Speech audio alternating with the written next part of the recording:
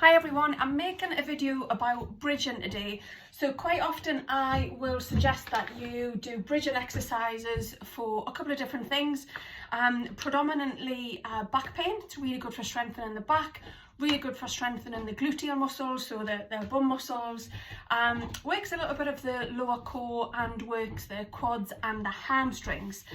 So it's a very good exercise. Me personally, I think it's better to do just a few really slow ones as opposed to lots of fast ones. That way you get much more muscle engagement and the body is able to control it at different phases, which is much more of a functional exercise in terms of training our muscles for what they actually need to do in real life. So I'm doing it at home with no kit, because this is probably true to life for you as well, with two dogs around as well. So the only thing I need is something nice to lie on and something that's going to be suspended between my knees. So ideally you want like a yoga block or a small cushion, a thin cushion. Even a bit of paper would do, because it allows those knees to grip as opposed to the knees falling apart. The reason why we do that is when we activate the knees, we're getting much more muscle activation in the legs, and predominantly we're getting the adductor muscles. Anybody that comes to my yoga class will know I am obsessed with the adductor muscles. So here we go. So all we're doing is just lying down on the floor, taking whatever it is that you've got in between the knees. Yeah, doesn't really matter where our arms are, to be fair, as long as you're not gripping, so as long as you're not levering yourself up through the arms. So I quite like, when I'm in class, I'll teach people to put their arms in a cactus pose. So wherever we've got their hands above the head, draw them down so that the elbows are supported. This is a really lovely way of not putting any pressure through the arms. Excellent way to stretch through the upper body into the pecs. Everything we do as humans nowadays pretty much is protracted, so we're like this all the time, so it's nice to retract the shoulders. So this is quite a nice place to start. In the very initial phase, what you want to be doing is you want to make sure that your feet are flat on the floor. I'll come back up a bit.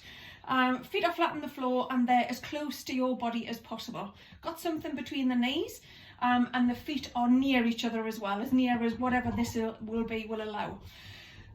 You can put your hand on your stomach if you want to, if you don't want to do cactus arms, just to be able to see where your engagement is. Like I say, the hand thing isn't really important as long as you're not propelling yourself up and pushing through the hands.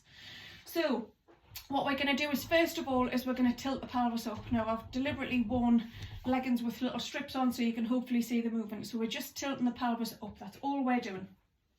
It's taking the sacrum off. So imagine your tailbone, if you had one, so your little tail, you would be just lifting that off. And as soon as you lift that off, you should feel some engagement in the lower abdominal muscles. So that's good. That's a really nice place to start. And we maybe just want to stay here for a few seconds. Yeah, that's it. And then we're going to try and lift up a tiny bit more. And again, that's it. This is not a technical exercise, by the way, but it's a very good one. Now, as soon as I do that, I can feel my quads starting to work.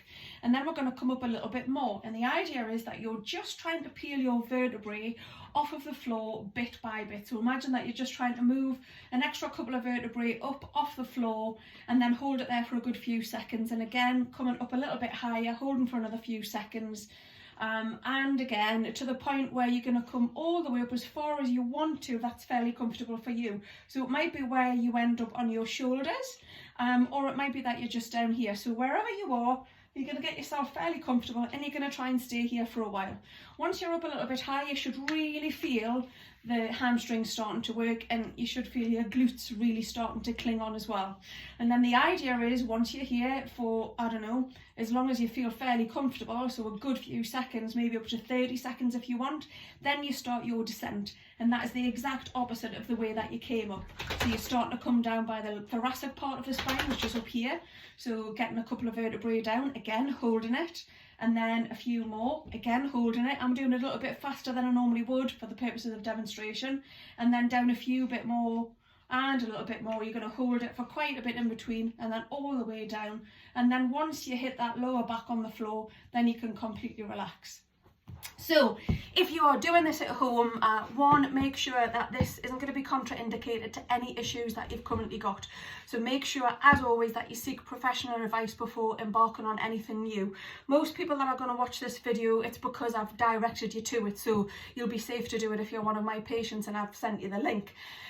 How many do you need to do? 2 or 3 really. If you're doing them redonkulously slow, maybe only 2 or 3. You can do them faster, but in my opinion, you don't get the most out of the exercise if you do. So nice and slow, and you're doing so much with that one exercise, doing glutes, quads, hamstrings, a little bit of lower core and back muscles as well. Anyway, I hope that was of use, and thank you very much for watching. Bye.